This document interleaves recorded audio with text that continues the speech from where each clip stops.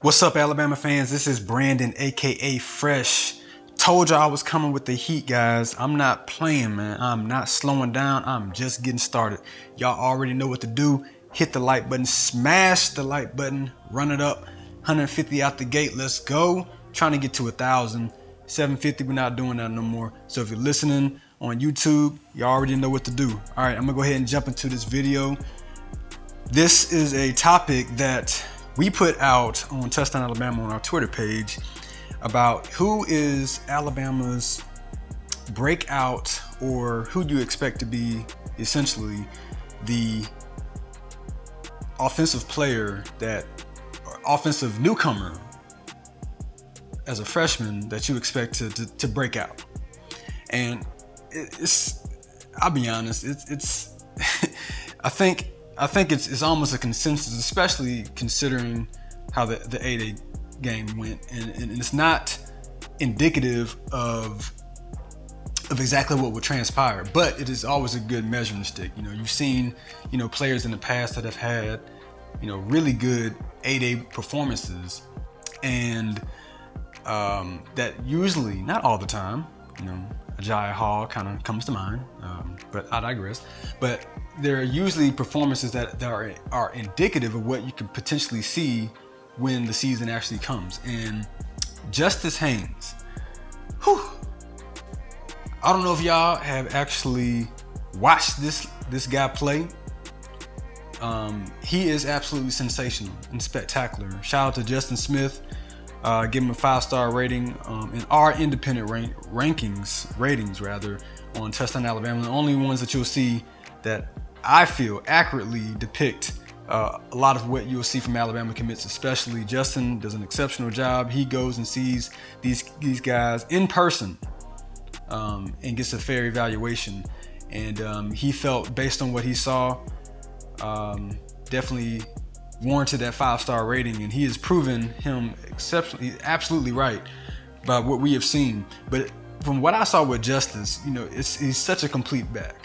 He's not like Derrick Henry with the height, 6'2", 6'3", a nice 5'11", 6 foot, which is typically what you see with a lot of backs.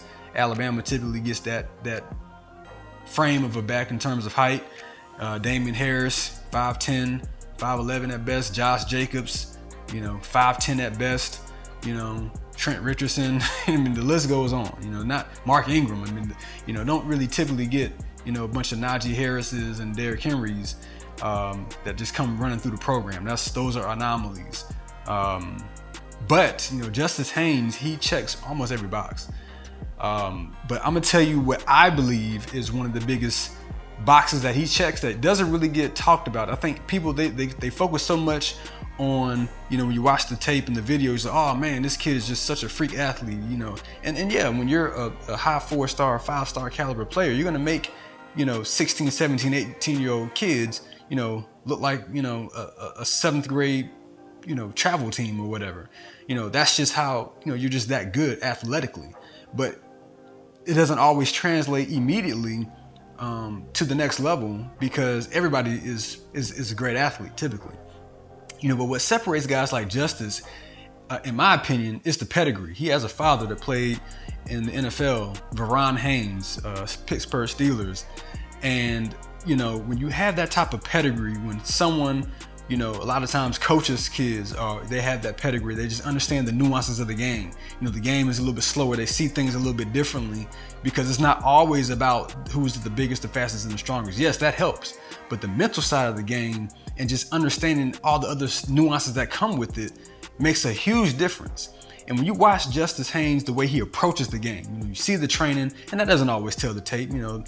I can post a training video myself, and you think that I'm working every single day. But when it translates to on the field, and when you get Nick Saban's attention and all the offensive coaches' attention, and even the defensive coaches, when they say, "Hey man, this kid is the real deal.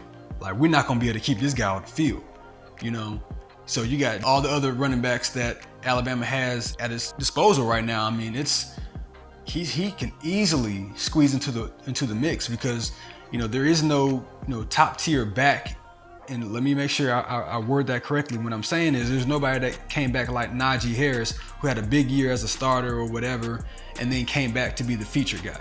You know, Jason McClellan, Roydell Williams, you know, these guys, you know, have been in the mix, you know, for the past few years, you know, very talented players, you know, but they haven't separated themselves to the point where they say, okay, you know, it's us and then everybody else. You know, it's like the door is cracked open to where, you know, Justice Haynes can slide in there and steal, you know, a few carries, if not be, you know, number 2 back if they don't watch themselves come fall camp. You know, this is not a lot for those 2 guys to be the featured guys. I do believe that Jason McClellan will be the number 1, and Roydell Williams has a very legit shot to be number 2. He even has a legit shot to be number 1, honestly, based on what I've seen. It's just a matter of these guys staying healthy. I like all of Alabama's running backs, including Jamarian Miller. So apologies for not mentioning him earlier, but you know, that's 3 guys already. But then again, nobody has separated themselves just yet, the same way that, you know, B-Rob did in 2019, Najee Harris in 2020. You know, these guys are B-Rob in 2021. You know, Jahmyr Gibbs was, you know, an exceptional pickup in the transfer portal.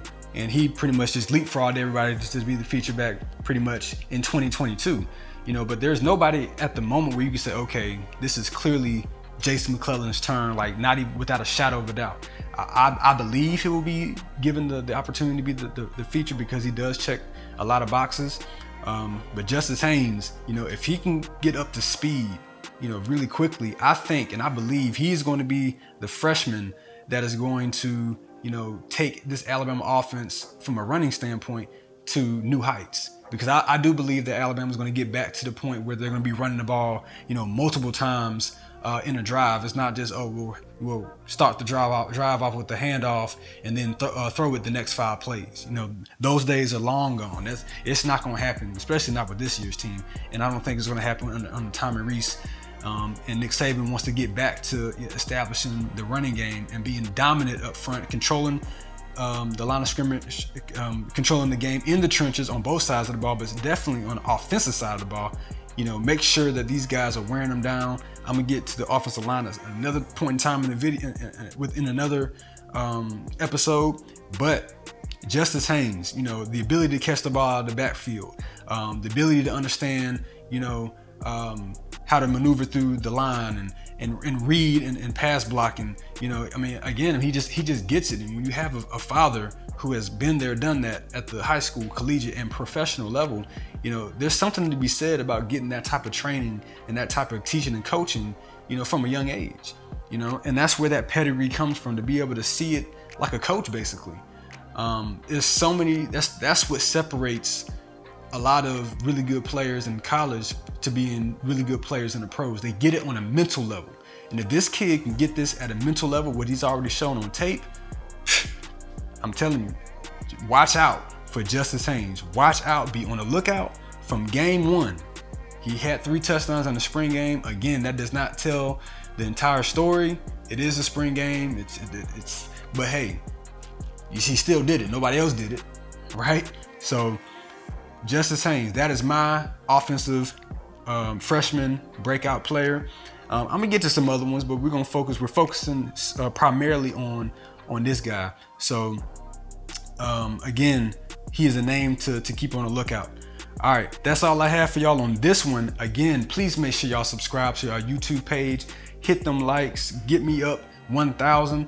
That's gonna be the new number. Come to fall time, guys, it's gonna be 1,500. So, you know, those of y'all who consider yourselves VIPs that's sitting in the front row right now, I need y'all to make sure that you share this video, make sure that you like it, make sure that you give everybody, come to this party. This is a party when I'm in here, guys.